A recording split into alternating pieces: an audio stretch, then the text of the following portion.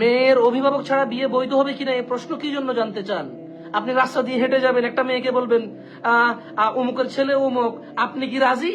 ওই মেয়ে বলবে যে রাজি। এরকম কিছু রাস্তাঘাটে হেঁটে মেয়েদেরকে কবুল বলে ফেলবা, এরকম কিছু নো। তুমি হারাম সম্পর্কের মধ্যে আছো, আর তুমি আল্লাহকে তো পরোয়া করো নাই, আল্লাহর বিধানকে পর্যন্ত তুমি তোমার হারাম কাজের জন্য ইউজ করেছো। তুমি বলো মন ভাঙা মসজিদ ভাঙার সমান। তোমাকে ওই মেয়ে বলে যে শোনো হারাম, আমি যাব না, শোনো হারাম, আমি তোমার সাথে সম্পর্ক রাখতে পারবো না। আমি বক্তব্য শুনেছি জানাকারীর বিভৎস শাস্তি হবে, যা জাহান্নামে ইউনিক শাস্তি হবে জানা ব্যভিচারের। মেয়ে বলল যে আমি শুনেছি জাহান্নামে জানাকারীর ইউনিক শাস্তি হবে, ওর লজ্জাস্থানের দুর্গন্ধই হবে বাকি অন্যান্য জানাকারীদের শাস্তি।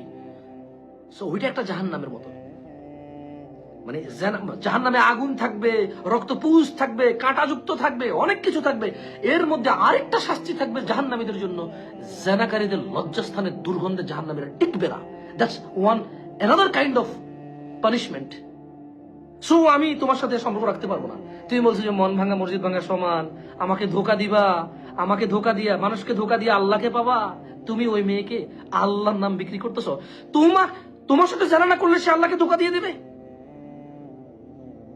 তোমার সাথে জানা না করলে সে আল্লাহকে ধোকা দিয়ে দেবে? জালেম, এত বড় স্পর্ধা তোর! তুই আমার বোনকে বলছিস তোর সাথে জানার সম্পর্ক কন্টিনিউ না করলে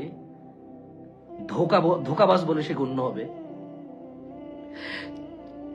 তুই বিয়ে করতে পারিস না, তোর তোর তোর মানে তোর তুই বেকার, তুই কাজ করিস না, তুই অলস উদাসীন। তোর বাবা যে তোকে জন্ম দিয়েছে সে তোর শুধু দুনিয়া কি কামাবি, কি খাবি, কি পড়বি এটা টেনশন করে। তুই মরে গেলে জাহান্নামে যাবে না জান্নাতে যাবে সেটা বিবেচনা করে না।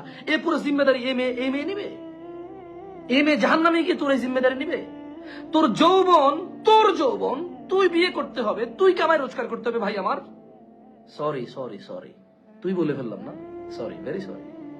ছোট ভাই, তোমার যৌবন, তোমার ইচ্ছা আকাঙ্ক্ষা, তোমার জান্নাত, তোমার দিন, তোমার জাহান্নাম, তোমার রব, তোমার সন্তুষ্টি, তোমার রবের সন্তুষ্টি, তোমার রবের অসন্তুষ্টি, জিম্মেদার হবে ওই মেয়ে।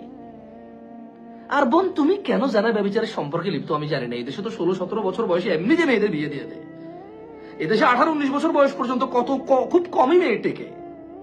আমি বুঝি না তুমি কেন জানার সম্পর্কে যাও।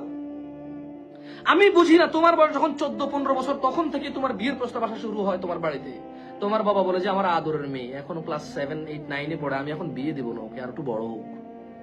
তুমি কেন জানার সম্পর্কে যাও? ওয়াই? তুমি কেন জানার সম্পর্কে যাও? আমি বুঝি না তোমার জানার সম্পর্কে যাওয়ার কি দরকার আছে।